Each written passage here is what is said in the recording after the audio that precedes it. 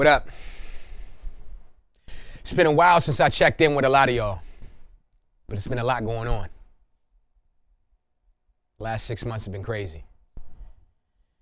Over the last couple of weeks, a lot of us across the country have begun to send our kids back to school. Surprisingly, for some, they're actually in person. For those of us that have elementary and middle school students that are now trying to work out the bugs and the kinks of distance and virtual learning, we've got a lot on our plates. It was 6 months ago today that I sent my kids to school on the school bus for the last time. We would never have imagined the things that have happened over the last 6 months. I wish Kobe had stayed home sick that day. I wish Jacob Blake would have just let those women fight. I wish Ahmaud Arbery had run a different path. I wish Breonna Taylor and her boyfriend had been out on a date and George Floyd had used a card instead of cash. I wish Chadwick had another treatment option. I wish America loved black people the way they love our talents and they love our culture. I wish I could wake up now. I'm tired. I hate how the media invites themselves to revel in black trauma, tripping over themselves to fawn over victims of police killings, monetizing their deaths, framing them as apolitical, ahistoric tragedies, rather than addressing the inherent white supremacist violence of the United States. They've used Breonna Taylor's image to sell Vanity Fair, and now the New York Times produced a Hulu movie about her.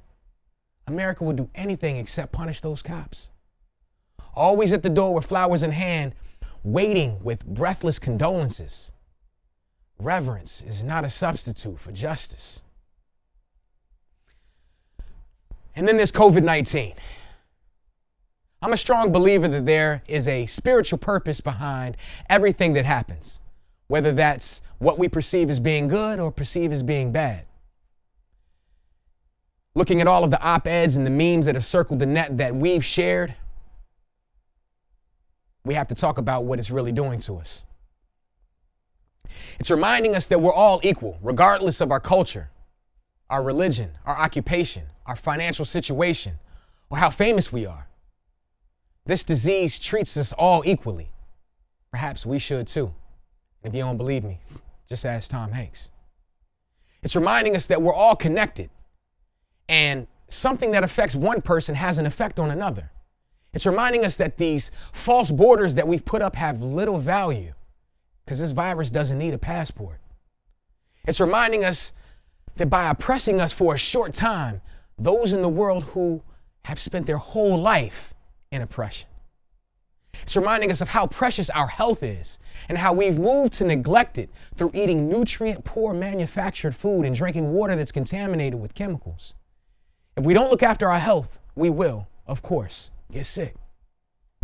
It's reminding us of the shortness of life and of what is most important for us to do, which is to help each other, especially those who are old and those who are sick. Our purpose is not to buy up all the toilet paper. It's reminding us of how materialistic our society has become and how, when in times of difficulty, we remember that it's the essentials that we need, the food, the water, the medicine, not the luxuries that we've sometimes unnecessarily given value to. It's reminding us of how important our family and our home life is and how much we have neglected this. It's forcing us back into our houses so we can rebuild them into our home and strengthen our family unit. It's reminding us that our true work is not our job. That's what we do. That's not what we were created to do.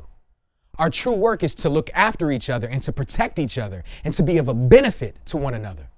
It's reminding us to keep our egos in check and reminding us that no matter how great we think we are or how great others think we are, a virus can bring the whole world to a standstill.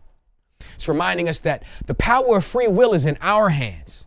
We can choose to cooperate and help each other, to share, to give, to help and support each other, or we can choose to be selfish and hoard and look only after ourselves. It's the difficulties that bring out our true colors. It's reminding us that we can be patient or we can panic. We can either understand that this type of situation has happened plenty of times in history, and it too shall pass. Or we can panic and see it as the end of the world and consequently cause ourselves more harm than good. It's reminding us that this can either be the end or a new beginning. This can be a time of reflection and understanding where we learn from our mistakes, or it can be the start of a cycle which will continue until we finally learn the lesson that we were meant to.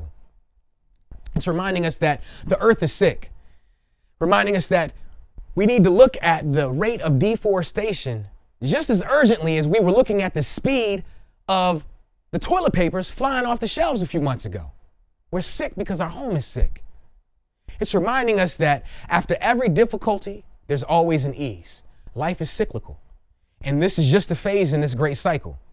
So we don't need to panic. It's gonna pass.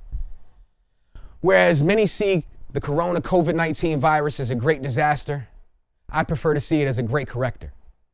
It was sent to remind us of the important lessons that we've seemed to have forgotten, and that it's up to us to decide whether or not we're gonna learn from them. This is Burden and Purpose. It only goes up from here.